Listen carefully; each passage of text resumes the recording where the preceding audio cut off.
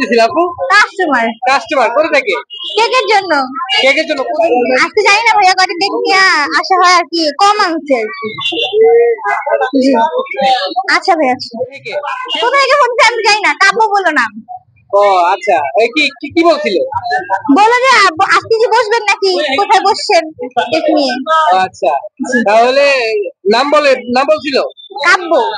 ও আচ্ছা, কোথা থেকে বলছেন সেটা বলে না। কেক কিনবে নাকি পার্সেল নিবে লেখাবে? হয়তো বা কেক খেতে আসবে, এই কারণে জিজ্ঞেস করছি। আচ্ছা, আপনি থেকে আবার জানবো যে খাবার কেমন লেগেছে। বৃষ্টি আপু, খাবার তো খেয়েছেন, কেমন লেগেছে? খাবার আলহামদুলিল্লাহ অনেক ভালো লেগেছে। ভালো লেগেছে? জি। কি ভবিষ্যতে কি আর আসবেন কি?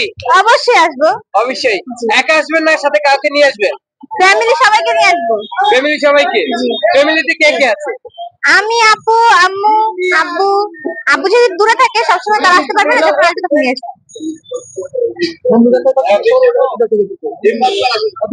হ্যাঁ?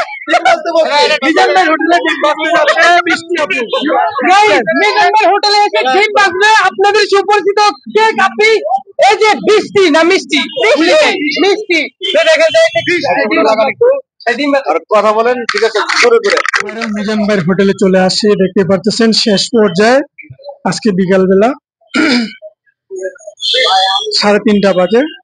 দেখতে পারতেছেন খাওয়া দাওয়া শেষ পর্যায়ে, মাংস প্রায় শেষ পর্যায়ে চলে গেছে।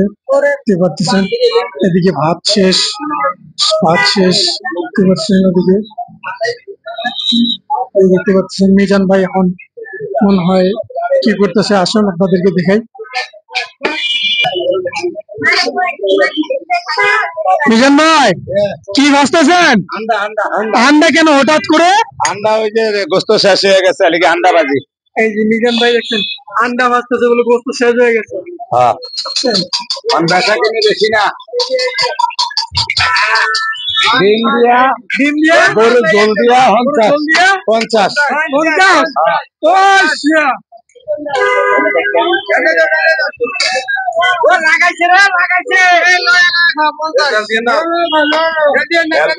দেখতে পারতেছেন মিজান ভাইয়ের মহোদয় লাঠি মহোদয়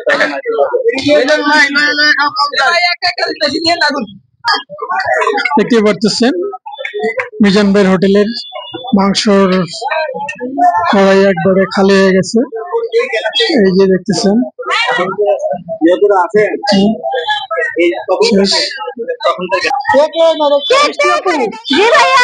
খাওয়া দাওয়ার পর এখন